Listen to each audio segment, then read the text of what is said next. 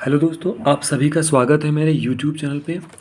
दोस्तों, आज हम जानेंगे कि सविनय अवज्ञा आंदोलन के दौरान और जो द्वितीय चरण था छत्तीसगढ़ में सविनय अवज्ञा आंदोलन का उसका व्यापक प्रभाव छत्तीसगढ़ में पड़ा।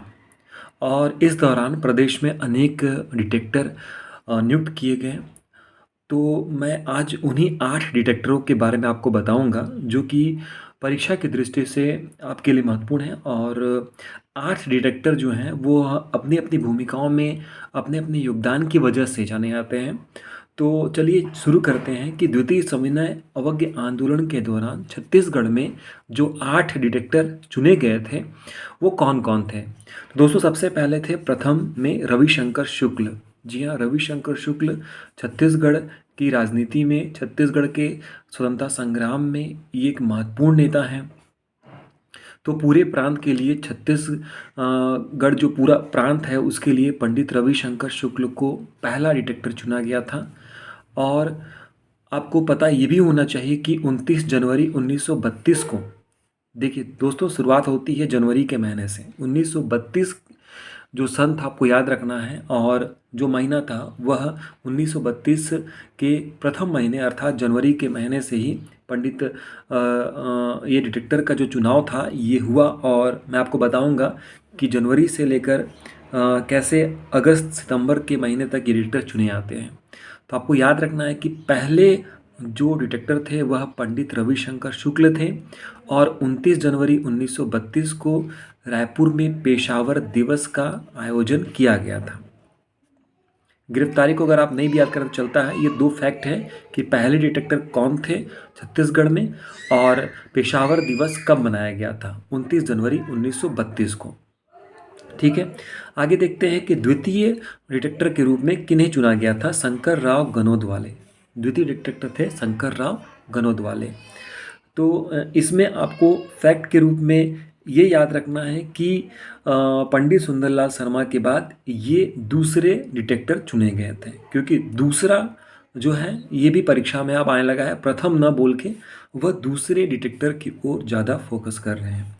तीसरे जो डिटेक्टर थे वह भी महत्वपूर्ण व्यक्ति थे, पंडित सुंदरलाल शर्मा।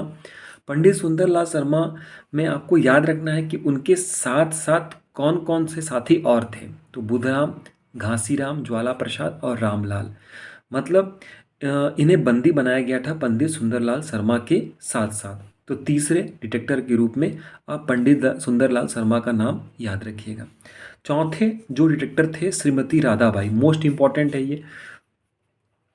इसमें बहुत सारे फैक्ट आपको मिलेंगे क्योंकि कई परीक्षाओं में इससे संबंधित प्रश्न आ चुके हैं, राधाबाई से संबंधित। ठीक है दोस्तों, तो श्रीमती राधाबाई हमारे छत्तीसगढ़ प्रांत के चौथे डिटेक्टर के रूप में चुनी गई थी और एकमात्र महिला डिटेक्टर भी बनाई गई थी। जो 8 डिटेक्टर हैं उनमें से एकमात्र महिला डिटेक्टर श्रीमती राधाबाई थी। तो राधाबाई जी किस जिले का नेतृत्व किया ये भी आपको याद रखना है कि रायपुर जिले का नेतृत्व राधाबाई ने किया था। और नेतृत्व के कारण ही राधाबाई की गिरफ्तारी 13 जून 1932 को हुई थी। 13 जून 1932, ये आपको फैक्ट याद रखना है क्योंकि जैसा कि आपको देख रहे हैं सीजीपीएससी मेंस 2011 में ये प्रश्न आया हुआ था। प्रश्न इस तरह से आ सकता है कि राधाबाई की गिरफ्तारी कब और कहाँ से हुई थी। तो सबसे पहले तो राधाबाई की गिरफ्तारी 13 जून 1932 को रायपुर जिले से हुई थी, क्योंकि उन्होंने रायपुर जिले का नेतृत्व किया था। तो और दूसरा इम्पॉर्टेंट चीज़ फैक्ट ये है कि महिला उत्थान, अस्पृश्यता निवारण एवं गांधी जी के आंदोलन में महत्वपूर्ण भूमिका राधाबाई ने निभाई थी। महिला उत्थान, अस्पृश्यता निवारण एवं गांधी जी के आंदोलन में इनकी महत्वपूर्ण भूमिका थी। इनका जन्म हालांकि नागपुर में हुआ था। एक महत्वपूर्ण फैक्ट ये है कि रायपुर नगर पालिका में दाई का कार्य किया था। 1918 के दौरान दाई का कार्य किया था, मतलब सेवा भावना के साथ लोगों से जुड़ी हुई थी। इस कारण से रायपुर नगर की दाई के नाम से इन्हें पुकारा जाता है। रायपुर नगर की दाई, ये वन लाइनर क्वेश्चन भी हो सकता है। ये वस्तुनिष्ठ में भी ये सवाल आ सकते हैं कि दाई के नाम से छत्तीसगढ़ में कौन विख्यात है।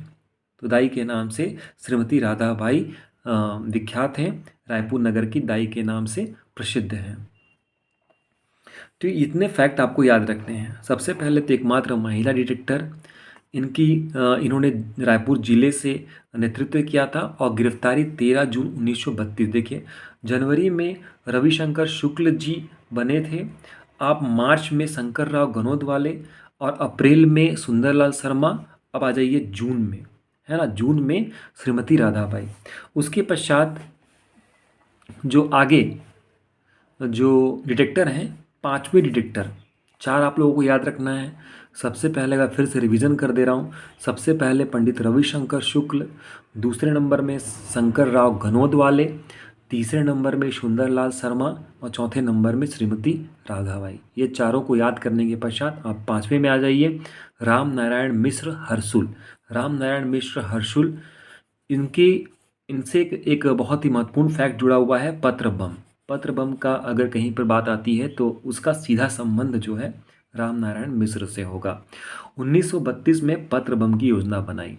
मतलब एक ऐसा एक आंदोलन में पत्र बम की जो योजना थी वो इस तरह की योजना थी कि अंग्रेजी हुकूमत या फिर जो भी अपने देश के विरोधी हैं उन्हें पत्र बम के माध्यम से उन्हें आंदोलन की धमक को सुनाना, या हमारे छत्तीसगढ़ में भी जो चिंगारी है सुलग रही है उसके बारे में जानकारी देना। तो पत्र बम के माध्यम से वो क्या करते थे, उनके हाथ उनके मुंह जलाए जाते थे और जिनका जो और उनकी खबर जो है वो पत्रिकाओं के माध्यम से जन जन तक पहुंचती थी। तो पत्र बम का सीधा संबंध रामनारायण मिश्र हर्षुल से है। ये पांचवें डिटेक्टर थे। छठवें थे माधव प्रसाद परगनिया। सातवें थे बलदेव दुबे या ब्रह्मदेव। और आठवें जो अंतिम डिटेक्टर थे वह लक्ष्मी नारायण तिवारी थे, अंतिम डिटेक्टर थे। तो दोस्तों यहाँ पे आठों डिटेक्टर मैंने आपको बताए हैं। आठों डिटेक्टर में आपको शुरू के जो चार डिटेक्टर मैंने बताए श्रीमती राधाबाई तक, इन्हीं में से क्वेश्चन बन सकता है। राम नारायण मिश्र हर्षुल जो है ये भी इंपॉर्टेंट है, पत्र बम। और अंतिम डिटेक्टर के रूप में आपको याद रखना है लक्ष्मी नारायण तिवारी का नाम, लक्ष्मी नारायण तिवारी का नाम। दोस्तों तो ये 8 डिटेक्टर थे। इस वीडियो में इतना ही, क्योंकि ज़्यादा बताऊंगा तो वीडियो बहुत लंबा चला जाएगा। एक रिक्वेस्ट आपसे करना चाहता हूं कि अगर आपको मेरा ये वीडियो पसंद आया है, इसकी जानकारी आपको अच्छी लगी, बताने का तरीका आपको अच्छा लगा, तो आप इसे लाइक करें, शेयर करें। साथ ही साथ अगर आप मेरे चैनल पर नए हैं तो आप सब्सक्राइब भी ज़रूर करें। मैं इसी तरह से आपके लिए अच्छे अच्छे वीडियो लाता रहूँगा। आप सभी का बहुत बहुत धन्यवाद।